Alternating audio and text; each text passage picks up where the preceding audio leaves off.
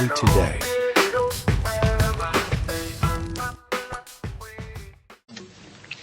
Mtsogoleri wa chipani cha odya zake alibe mlandu a Michael Usi yemwenso ndi wachiwiri kwa president wa dziko lino wati anthu ena omwe azungulira president akuyesetsa kuti awadanitse ndi president iyo Lazarus Chakwera. Ausi ayankhula izi dzulo pamangochi boma pomwe anayima pochititsa misonkhano yoyimayima mbomali. Iwo ati ngakhale anthu akutero apitirira kuwalemekeza Achakwera komanso kugwira nawo ntchito yoyendetsa boma. Ausi ayankhula izi patangopita maola ochepa pomwe mneneri wa chipani cha MCP ya Jesse Kabwera anati Ausi atule pansi udindo poyankhula zonyazitsa boma. Izi ndi zina mwa zomwe Ausi anayankhula. Tisadane, tikondane. Simuzandimva ine ndikunyoza president wina aliyense. Ena akuyesesa kupotokola ndikanakule ichichi afuna akukwapeteka kuti ndine vice president oyamba kugwira ntchito ndi president osadanapo. Zikwawa kuti ineyo ndagwira ntchito ndi bwana Chakwerawo osadanapo. Kodi munthu uli nyumba mwa makolo wako wakula ufuna ukakwatira upange zako makolo wakwiya ayi ukwatira mulungu wako ukwatira mulungu wako ayi pakati pano boma likupitirabe. Achakwera azindifuna ine tizafuna tiendese boma zipatala zilipo masukulu alipo chilichonse ndikadana nawo kulikonse kumene vice president wanena ndi president wake amavutika ndi anthu. Sindingapange zinthu zoti iwo ndine tizidana ndeni maseka ndazinandeka chifukwa iwo ndine tikulankhulana koma somano anyamatawo ena mkati mwenyewe ukutani ine size yako iwe ayi tiyeni tigwire ntchito. Bwana Chakwera ni president wa dziko lino ndiye masaulemu awawa ndi nkhani imene tikukuza boma osati iwo ngati president tiye masaulemu ndibuso ndizuzule nchilidoti akamatusa akulu kani Amtharika kani Chakwera kani ndani kumatukwana zimeja ziza bwino iya tikale anthu amtendere. Michael Usi omwe ndi mtsogoleri wa chipani cha odya zake alibe mlandu. Pomwe dziko lino likupita ku chisankho pa 16 September chaka chino, gulu la amayi azipembedzo zosiyanasiyana la Women of Faith lalengeza kuti lakonza mapemphero apadera pofuna kupempherera mtendere komanso chisankho cha bata. Mtsogoleri wa gululi Mbusa Priscilla Kafakoma wati mapempherowa adzachitikira ku City Center mu mzinda wa Lilongwe. Tikulambira Yehova koposaposa chifukwa cha ma-elections amene akubwera mdziko muno. Ndiye tikulambira Mulungu chifukwa mkulambira muli mphamvu. Baibulo limatiwuza kuti amapezeka m'matamando ana ake. Ife tifuna Mulungu apezekemo chifukwa cha ma-elections amene akubwerawa ndipo iyeyo ndi amene atakhale chiwongolero chachikulu ife kwa ife kukhala kumulambira.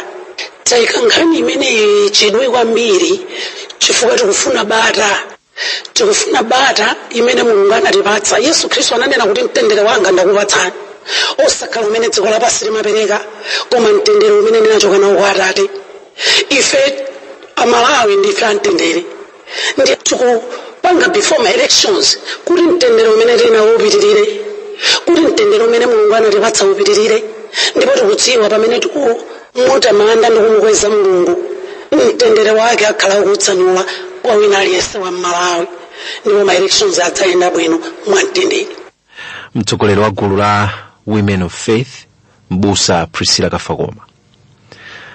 Pali chiyembekezo kuti mikangano yomwe yatenga zaka 20 pakati pa anthu ndi nyama ku Kasungu tsopano itha kuchepa kapena kutha kumene chifukwa cha mpanda wa makilomita 133 omwe boma lamanga mozungulira Kasungu National Park. Mwambo okhazikitsa mpandawo wachitika dzulo m'mudzi mwa Kathongera mdera mfumu yaikulu Chulu, ndipo nduna ya zokopa alendo Avera Kantukule yati mpandawo uthandiza kuteteza nyama zakutchire komanso anthu 19,000. Franklin Mtambalika walemba ripoti.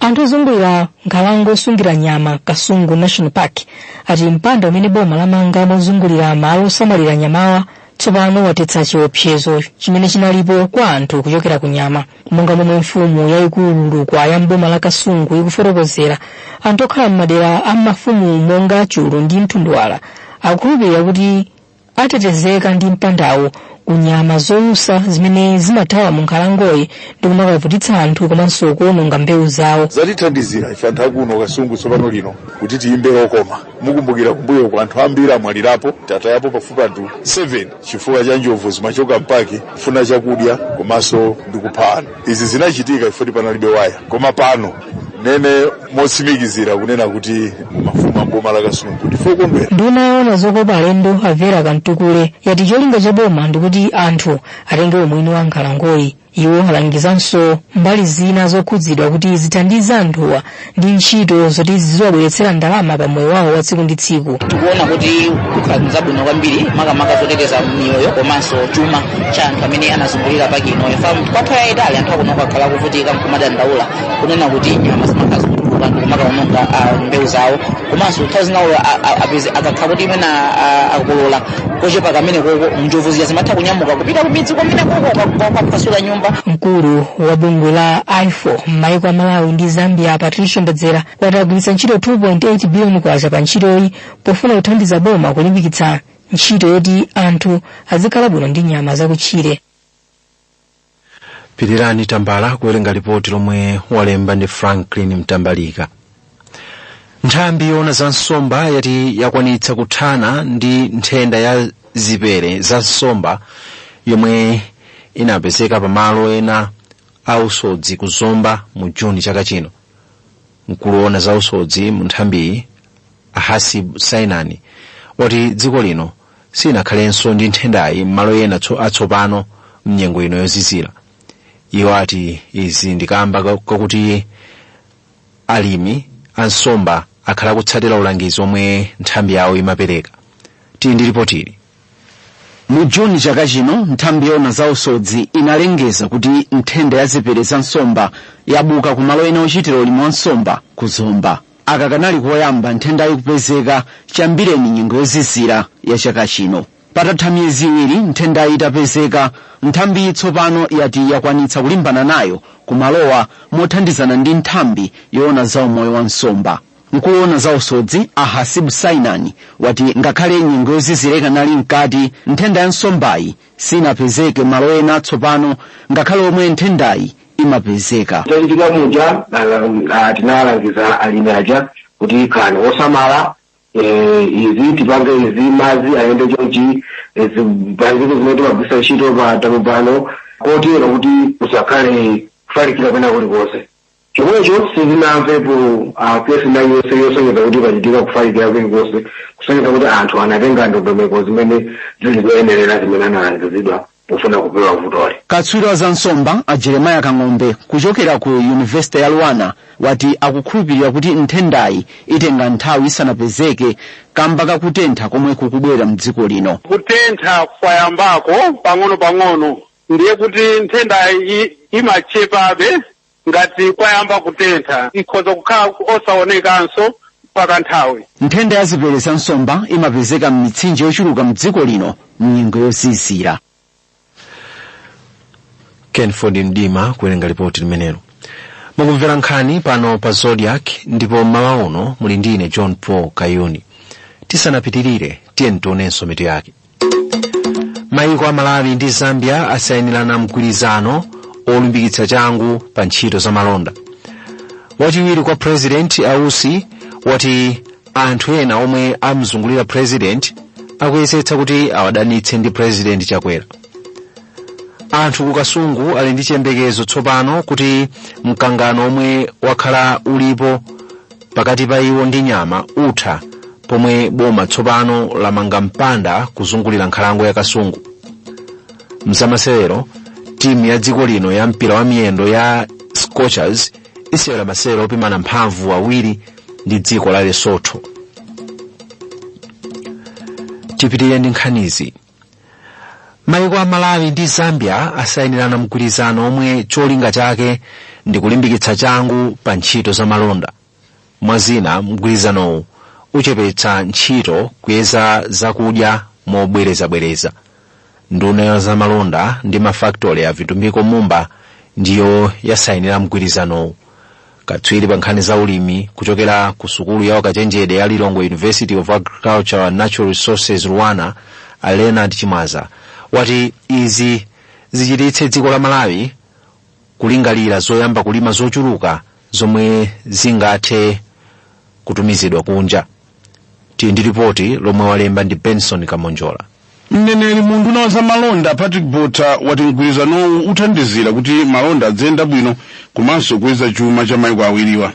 Iwo ati zikusonyeza kudzipereka kwa boma pothandiza alimi mdziko lino kupeza misika yodalirika ya mbewu. Botha ati mgwirizanowu ukhudza mbewu monga chimanga, mtedza komanso soya mwazina. Chofunikira kwambiri monga mukudziwa takhati kugamba ndithu kunena kuti chuma chathu maiko aku Africa chipite patsogolo, tilimbikitse maubale makamaka kukhanira malonda, tizitha ndithu kugulisana malonda mosavuta, tichose kuti zimenezo zitheke timene tichose mina tosamwira tina ndi tina timene timapangisa kuti mwina ife ndi maiko oyandikana nawo malonda asamachitike mochuluka. Ndipo katswiri pa zaulimi Leonard Chimwaza wati nkhani ndiyokondweretsa ndipo dziko lino likuyenera kuchilimika pa ulimi kuti mgwirizanowu ukhale waphindu. Ndi pangano labwino lithandizira kwambiri dziko la Malawi pa nkhani ya chuma, komanso alimi eni wake apindula chifukwa mavuto amene alimi amakumana nawo pofuna kupeza misika yodalirika ndi yaphindu apapa ndi kuti akhala kuti akuchepa. Pakanali pano boma likuyembekezeka kusayina mgwirizano wangati omwewu wapakati pa dziko lino ndi dziko la Zimbabwe chaka chino chisanathe. Madalitso Phiri kuwerenga ripoti lomwe walemba ndi Benson Kamonjola. Munkhani za malonda, President Lazarus Chakwera walangiza akuluakulu pa mgodi wa uranium kukayerekera kukaronga kuti asalole andale kulowera pa ntchito za mgodiwu. Poyankhula dzulo m'bomali pamwambo otseguliranso mgodiwu, President Chakwera wati kutsegulanso kwa ntchito za mgodiwu kuthandiza kwambiri kutukula chuma cha dziko lino. Komabe iwo apempha kampani ya Lotus Africa Limited yomwe ikuyendetsa ntchito za mgodiwu kuti ilemekeze mgwirizano wa ntchito zachitukuko kuti anthu kuderalo athe kupindula mokwanira. Adams Undaninge walemba ripotili. Poyankhula pamwambo osegulanso ntchito za migodi kukayerekera mboma la Kalonga, President Lazarus Chakwera alangiza kampani ya Lotus Africa Limited kuti yenera kusatira zomwe zili mgwirizano wa ntchito zachitukuko ndi anthu akumudzi ndi cholinga choti athe kupindula mokwanira pa ntchito zimene zikugwira ku mgodiwo. Nduna yoona ntchito za migodi Dr. Kenzi Khaleng'oma anawulula kuti boma layika njira zokhwima maka pothana ndi mchitidwe wa chinyengo polemba ntchito bungwe lina limene zikugwira ntchito limodzi ndi kampani yoona ntchito za migodi.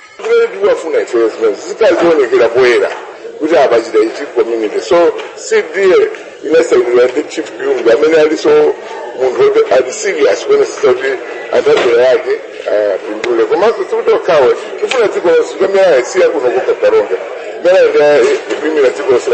kumbali yake mkulu oyendetsa ntchito za Lotus Africa Limited Mike Da Costa anafotokoza kuti mgwirizano wa ntchito za migodi wathandiza kwambiri kuyika chikhulupiriro mu kampani yawo komanso kuchititsa kuti apeze ndalama zimene ayambiranso ntchito za migodi ku kampani, ponena kuti mu chaka chachiwiri chimene azikumba uranium kukayerekera azida kupeza ndalama zokwana 2.4 million pounds.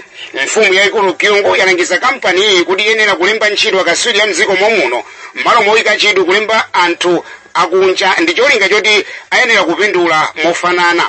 Ntchito za migodi kukayerekera zinayamba zayima mchaka cha 2014 posatira kusika kwa mtengo wa uranium pa dziko lonse lapansi.